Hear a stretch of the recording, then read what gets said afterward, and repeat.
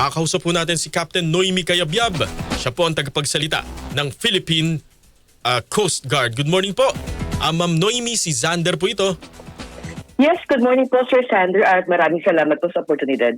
Opo, tama ho ba meron po kayong mga tauhan na na-relieve din po sa pwesto kasunod po nung paglubog ng MV Tricia Kirstine?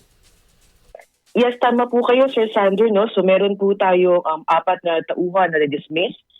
Isa po ang na-demote sa kanyang ranggo at 2 po sa ating opisyal sa istasyon ng Zamboanga na-suspend for 1 year po without pay. O, 4 po ang dismissed. Ibig sabihin po hindi na ho sila miyembro ng Philippine Coast Guard. Ganun po katindi. Yes, tama po kayo Sir Sander. So 4 po ang ating na-dismiss sa insidenteng ito. Opo, bakit po ganun kabigat po yung naging kaparusahan? Well, nakikita po natin, una-una before nangyari itong insidenteng ito, naging direktiba naman po ng aming commandant na si Admiral Ronnie Hill Gavan. In case na magkakaroon po ng pagkukulang sa ating mga tauhan that caused this incident to happen, definitely sanction would be given. So ito po, nakita po natin ay ang accountabilidad po ng 4 na ito. Sila po ang boarding team nung nag-inspect nito sa MV Tricia. At nakita po natin na ang kanilang pagkukulang sa kanilang trabaho that time caused this incident to happen po. Pero hindi naman po ito parang perpetual disqualification to join public service. Well, meron naman po tayong tinatawag na due process, Sir Sanders. So pwede po at may karapatan po silang umapila sa Philippine Coast Guard. Ganun pa man, Sir Sander, ang desisyon na ito ay effective po hanggang dinidinig po ang kanilang apila. Opo, kasi ang sa akin lang naman po, baka po anyway, desisyon naman po yan ng inyong pamunuan. Baka ho kasi masyadong mabigat yung kaparusahan. Kumbaga po, di ba, kayo naman ay regulatory body lamang. Ang talagang may pagkukulang, yun hong may-ari ng MV Tricia Kirstine.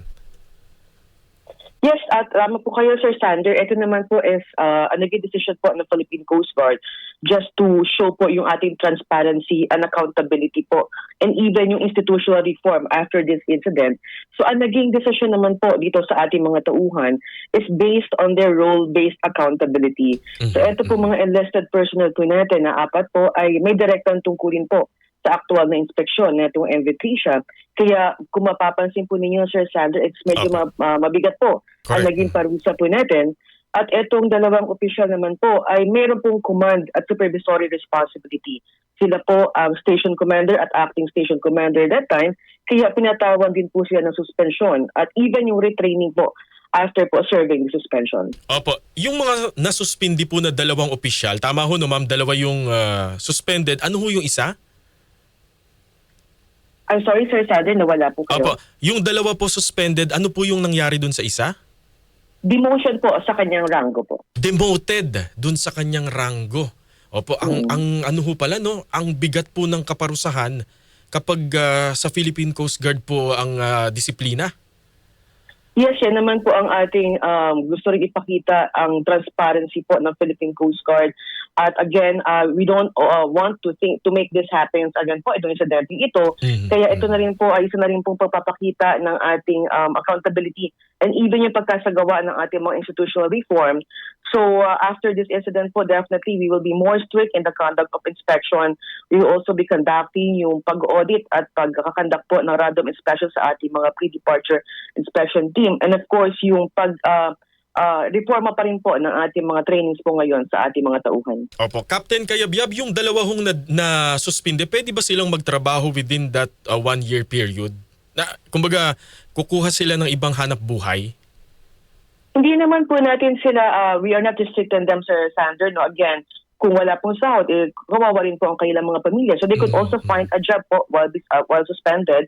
And then babalik po sila sa serbisyo once na ma-serve na po ang kailang mga suspension. Opo. Sa ngayon po, ilan po yung ating official body count dun po sa mga namatay, yung mga nawawala pa at yung mga nailigtas po ng Philippine Coast Guard? Well, based po sa record po natin, Sir Sander, 65 po ang ating recovered bodies, 14 pa po ang ating hinahanap, itong mga missing, and 293 po ang ating survivors, a total of 372 po. Opo. Ano na ho ang estado po nung kaso laban po dun sa may-ari ng barko? Well, patuloy naman po ang ating investigasyon dyan. Kahapon nagkaroon naman po tayo ng ating Congress inquiry po or hearing. So again, ito po nangyari sa ating mga tauhan is just an administrative case po.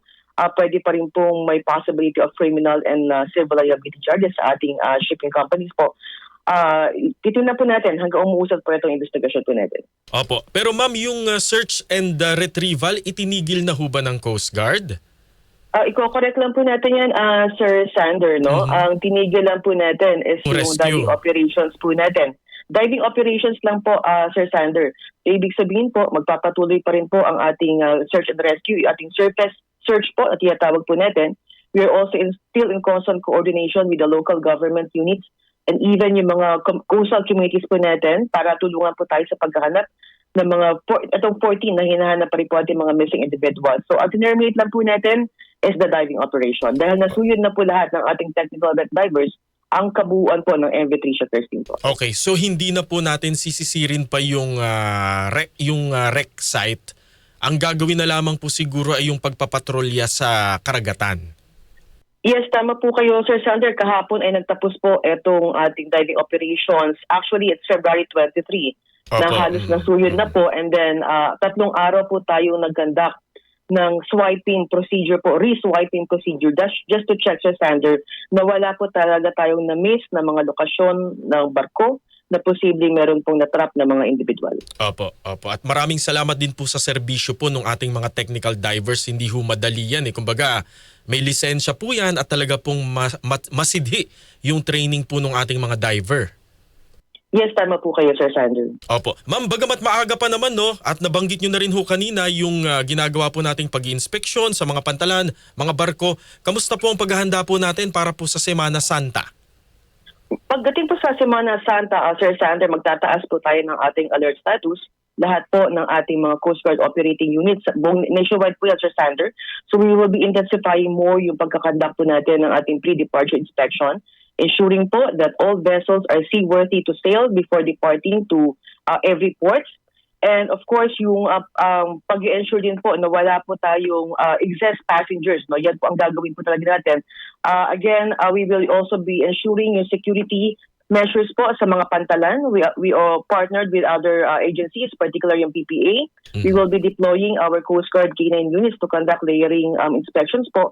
And of course, as inaasahan naman po natin, Sir Sander, yung pagdagsa rin po ng ating mga kababayan sa mga coastal beaches din po, no? Dahil bakasyon na rin po ito para sa ilan. Opo. We will be conducting a shore and coastal patrol po, and even yung seaborne patrol, para ma-check na rin po at makapag-responde in case na magkakaroon po tayo ng mga insidente. And again, we are continuously conducting information campaign para mabigyan po ng paalala or reminder ang ating po mga kababayan about our safety measures po. Opo, and Captain Kayabyab, ako personal na ranasan ko no, na kahit walang storm signal warning ang Pag-asa, kahit walang bagyo, pero kung maalon po dun sa port of origin o dun sa pupuntahang pantalan, talaga pong nagkakansela o nagsususpend po ng biyahe ng barko ang Philippine Coast Guard.